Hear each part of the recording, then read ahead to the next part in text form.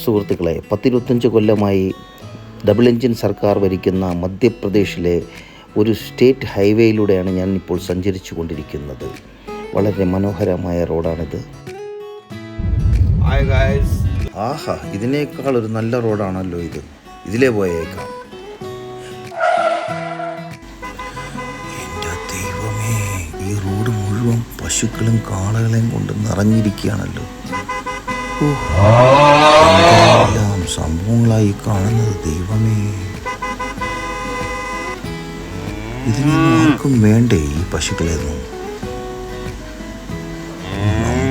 ഇതിനെ എങ്ങാനും ചെറുതായിട്ടൊന്ന് തട്ടിയാലുള്ള ഒരവസ്ഥ. മൊത്തം അമ്മമാരും അപ്പന്മാരും ആണല്ലോ ഇത്. രക്ഷപ്പെട്ടു. ഇതിലേതെങ്കിലും ഒരു പശുവിനെ ഒന്ന് ചെറുതായിട്ടൊന്ന് തട്ടിയിരുന്നെങ്കിലുണ്ടല്ലോ, ഇവിടുത്തെ ചാണക സംഖ്യകൾ വന്ന് നമ്മുടെ കാറും കത്തിച്ച് നമ്മളെയും കൊന്നനെ.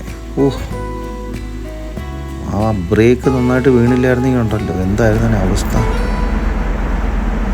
വീണ്ടും ഞങ്ങൾ യാത്ര തുടരുകയാണ്. ഞങ്ങൾക്കിനി ഒരു 120 കിലോമീറ്റർ സഞ്ചരിക്കാനുണ്ട്.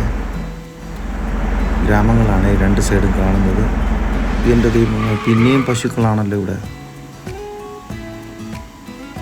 ഇതാ ഇവിടുത്തെ 25 വർഷത്തെ വികസനമെന്നും പറഞ്ഞ് കേരളത്തിൽ കിടന്ന് അവിടെ ഈ ചാണക സംഖ്യകൾ പകലും രാത്രിയും മയക്ക് വെച്ച് വെള്ളം കുടിച്ച് പ്രസംഗിക്കുന്നത്. ചാണകം കൊണ്ട് ഈ റോഡെല്ലാം നിറഞ്ഞു കിടക്കുകയാണല്ലോ.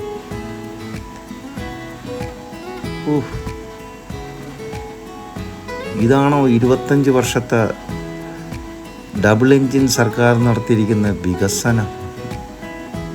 എൻ്റെ ദൈവമേ, ഇതൊക്കെ നമ്മുടെ മലയാളികൾ കണ്ടിരിക്കേണ്ടതാണ് കേട്ടോ. കണ്ടോ ഇവിടുത്തെ ജനങ്ങളുടെ ജീവിത രീതിയും. എവിടെ നോക്കിയാലും പശുക്കളാണല്ലോ. ഇത് ഇവിടുത്തെ ഒരു മെയിൻ റൗണ്ട് സർക്കിളാണേ. ചാണകങ്ങൾ കൊണ്ട് നിറഞ്ഞു കിടക്കുക. ചാണകം എവിടെ നോക്കിയാലും ചാണകം. വെറുതെ അല്ല ഈ ചാണക സംഖ്യകളെ ചാണകം എന്ന് വിളിക്കുന്നത്.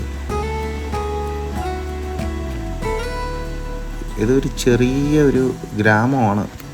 ചെറിയ ഗ്രാമമല്ല, അല്ല, ഹൈവേയിൽ റോഡിൻ്റെ സൈഡിലുള്ള ഒരു ഗ്രാമമാണ്. എവിടെ നോക്കിയാലും ചാണകം. കേരളത്തിലുള്ള സംഖ്യകളെ ഉണ്ടല്ലോ ഇവിടെ കൊണ്ടുവന്ന് താമസിപ്പിക്കണം. അങ്ങനെ ഒരു ഗ്രാമം എന്തോ കടന്നു. ഇനി ഞങ്ങൾക്കൊരു 10-120 കിലോമീറ്റർ കൂടെ യാത്ര ചെയ്യണേ. യാത്ര തുടരുകയാണ്. റോഡിൻ്റെ നടുക്ക് വികാരഭരിതനായി നിൽക്കുന്ന ഒരു മൂഴിയെ കണ്ടു. പിന്നെയും പശുക്കളാണ്. യാത്ര ഞങ്ങൾ വീണ്ടും തുടർന്നുകൊണ്ടിരിക്കുകയാണ് ഗ്രാമങ്ങളുടെ നടുവിലൂടെ. രണ്ട് വശത്തും നമുക്ക് ഡബിൾ എൻജിൻ സർക്കാർ 25 വർഷമായി ഭരിച്ച് നേടിയിട്ടുള്ള വികസനങ്ങളാണ് നമ്മളിപ്പോൾ കണ്ടുകൊണ്ടിരിക്കുന്നത്. എവിടെ നോക്കിയാലും പശുവും ചാണകമാണ്. പിന്നെയും ഞങ്ങളൊരു ചെറിയൊരു ഗ്രാമത്തിലെത്തിയിട്ടുണ്ട്. ഇവിടെയും രണ്ട് സൈഡും റോഡിൻ്റെ നടുക്കും അമ്മമാരെ കൊണ്ട് നിറഞ്ഞു നിൽക്കുകയാണ്. വേറെടുത്തൊന്നും പോകണ്ട. എൻ്റെ അമ്മേ, ഇതൊക്കെ എന്തുവാടെ? ഇതൊക്കെ റോഡിൽ നിന്ന് മാറി നിന്നുണ്ട്. ഇവർക്കറിയാം ഇവരെ രക്ഷിക്കാൻ ചാണക സംഖ്യകളുണ്ടെന്നേ.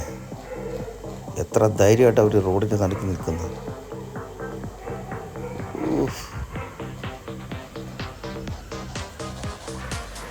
ഇത്രയും പശുക്കളെ ഉണ്ടല്ലോ ഞാൻ ഈ റോഡിൽ ആദ്യമായിട്ടാണ് കാണുന്നത് കേട്ടോ. ഒരു ഹൈവേയിൽ എവിടെ നോക്കിയാലും പശുക്കളും ചാണകവും മൂരിയും. എത്ര മനോഹരമായൊരു രാജ്യമാണിത്. വെറുതെ അല്ല, ചാണക സംഖ്യകൾക്ക് മധ്യപ്രദേശും ഉത്തർപ്രദേശും എന്നൊക്കെ കേൾക്കുമ്പോൾ രോമാഞ്ചം പുളകിതമാകുന്നത് കേട്ടോ. ഞങ്ങൾക്കിനി ഒരു 10-20 കിലോമീറ്റർ സഞ്ചരിക്കാനുണ്ട്. രാത്രി ആയിക്കഴിഞ്ഞാലാണ് പ്രശ്നങ്ങൾ. ഇതുപോലെ മുക്കിനും മൂലയ്ക്കും പശുക്കളാണ് റോഡ് മുഴുവനെങ്കിൽ രാത്രിയൊക്കെ ആക്സിഡൻറ്റിന് ഒരുപാട് ചാൻസ് ഉണ്ട്. അതും പെട്ടെന്നാണ് നമ്മളൊരു സിറ്റിയിലേക്ക് വരുമ്പോഴത്തേക്കും ഇതുപോലെ പശുക്കളെ കാണുന്നത്. റോഡ് മുഴുവനും നമ്മൾ പ്രതീക്ഷിക്കാതെ പെട്ടെന്ന് ഈ പശുക്കൾ മുന്നിൽ വരുവേ. ഇതിലേതെങ്കിലും തട്ടിയാലാണ് നമുക്ക് അതിനേക്കാളും വലിയ ബുദ്ധിമുട്ടേ. അപ്പം ഞങ്ങളിപ്പോൾ ഏകദേശം ഞങ്ങൾ സിറ്റിയിലെടുക്കാറായി.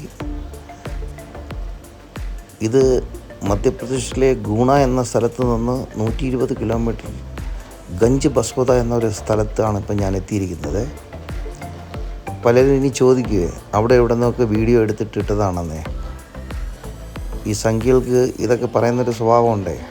ഇത് ഞാൻ റിയലായിട്ട് കണ്ട സംഭവമാണ്. അതുകൊണ്ടാണ് ഞാൻ ഈ വീഡിയോ പിടിച്ച് ഇങ്ങനെ നിങ്ങളെല്ലാവരെയും കാണിക്കാൻ ശ്രമിക്കുന്നത്.